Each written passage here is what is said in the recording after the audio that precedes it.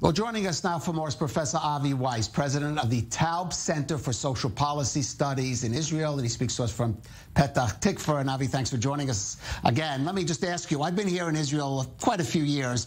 I remember whenever there's a foreign retailer that comes to Israel, be it the Gap or Dunkin' Donuts or I think Starbucks briefly, there's excitement, and maybe they'll have lower prices. But at the end of the day, the prices aren't that much lower. So how realistic is this, believing that Carrefour or Spar or whoever will help lower prices here? Well, I guess the answer is that it really depends. That this could go in a number of different possible directions. On the one hand, you could see a situation in which they come in and just act like the existing players act. But it's not that likely, because to a large extent what they're doing is they're going to be depending on bringing in other goods than the ones that we're used to seeing in our supermarkets. So the question is just exactly what the competition model is going to look like. There's something that that people in the competition game like to call a maverick firm. A maverick firm is a firm that comes in and acts differently than firms that are already inside the industry. So if a fine example of that was in telecom in Israel, when Golan Telecom entered the market in 2012, it really brought competition to a different level than it had existed in the market until that point. And you could see a situation where an international player like Carrefour would come into the Israeli market and do what they do in other places, and they would actually compete much more significantly than what you see now. But that also will depend on other things that need to happen. So, for instance, the whole issue of standards in Israel that we know is something that's being considered very, very significantly and that's being changed, but not sufficiently, is to allow foreign standards to be used inside of Israel rather than having to get new standards. Now, if that doesn't happen, then the new goods they want to bring in will face a lot of difficulty in coming into the market, and that could lower the level of competition you would get from such a competitor.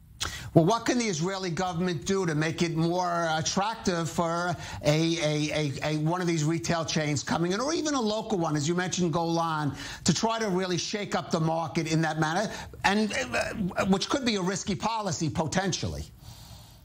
Well, you know, the answer is obviously going to be bureaucracy.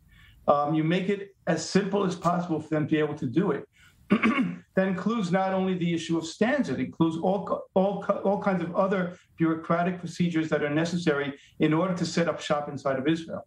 So if you are able to overcome those, then you're going to have competitors who can come in and do a much better job of competing on the local market. In any case, this is an important step, and this will have an effect. How large an effect will depend on other things. Well, let's talk about those other things, because people buy fruit. If you're going to buy fruit that's grown in Israel and it's not imported, the big markup could be coming more at the wholesale end than the retail end. Right, and we know that that's the case. When we take a look back at the social protests in 2011, so after a careful study of what was going on in the market there, you clearly saw that the increased profits from the high prices in Israel was actually at the wholesale level. It was not at the retail level. And that it was not the supersol that was making the large profit, it was the producers of the goods. Now, if you're depending solely on locally produced goods, so having another store selling them won't necessarily lead to lower prices. But if their model is indeed importing different things into Israel that aren't necessarily being sold here, then that could have a very, very large effect. All right, how optimistic are you that we're talking about near supermarkets, but this kind of policy could extend in many other kind of fields in which just things seem expensive here? I mean, I could go on with a whole list. Oh, yeah. And Carrefour, we know, is not just supermarkets. It will also include things like household goods. So it'll give competition to firms like Ace. It includes things like pharma goods, which would of course give competition to the pharmacies inside of Israel, and that could extend, of course, to a lot of other places. And the general model is the right model. The general model of opening the markets to increase competition is what is necessary in order to lower prices inside of Israel. In a lack of doing that, it's going to be very hard to get the prices down. And it's not the inflation; it's the level of prices.